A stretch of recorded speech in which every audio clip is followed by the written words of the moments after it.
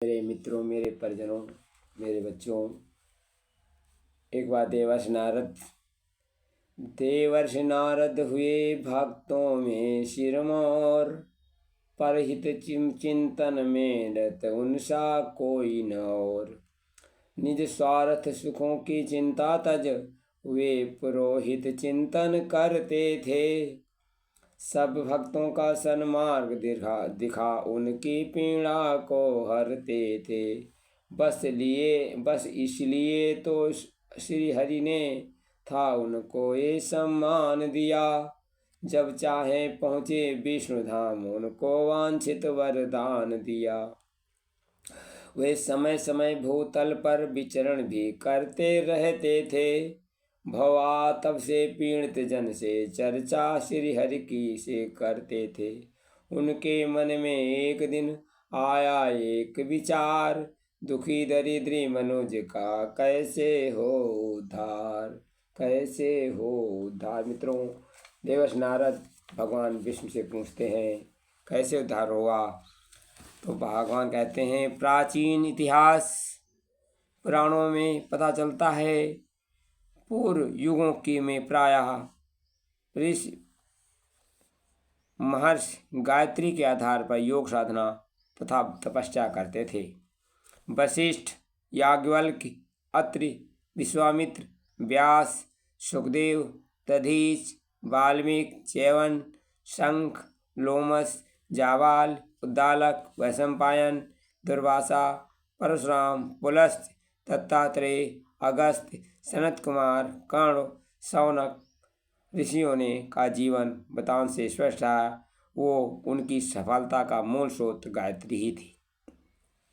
थोड़े ही समय में पूर्व ऐसे अनेक महापुरुष हुए जिन्होंने गायत्री का आश्रय लेकर अपने आत्मबल को महातेज का प्रकाशवान किया।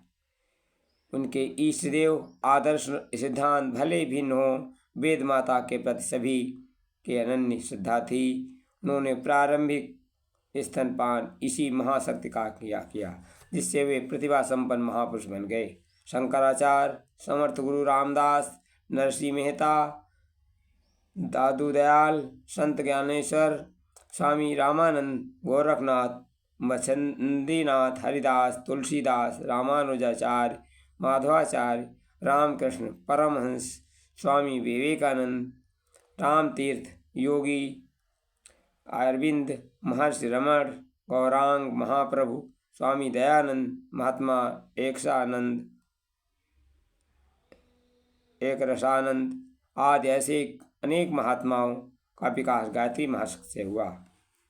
आयुर्वेद के सुवृद्धि ग्रंथ माधव निदान के प्रणेता माधवाचार्य प्रारंभ में 13 वर्षों तक वृंदावन में रहकर गायत्री अनुष्ठान किए थे।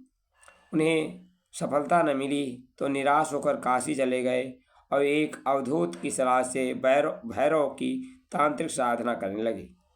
कुछ दिन भैरव प्रसन्न हुए और पीछे से कहने लगे, वर मांग। माधवाचार्य ने उनसे कहा, आप सामने आइए, दर्शन दीजिए।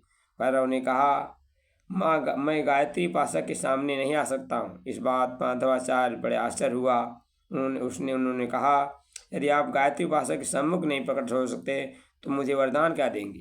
कृपया अब आप मेरे केवल यह बता दीजिए कि मेरी अब तक गायत्री साधना क्यों नहीं सफल हुई। भैरव ने उत्तर दिया, तुम्हारे पूर्व जन्म के पाप नाश करने में अब तक साधना लग गई है। अब तुम्हारी आत्मा निष्पाप हो गई है, आगे की साधना करोगे सफल होगी। यह सुनकर माधवाचार्य वृंदावन आए और पुनः गायत्री साधना आरंभ की। अंत में वे माता के दर्शन प्राप्त हुए, पूर्ण सिद्धि प्राप्त हुई।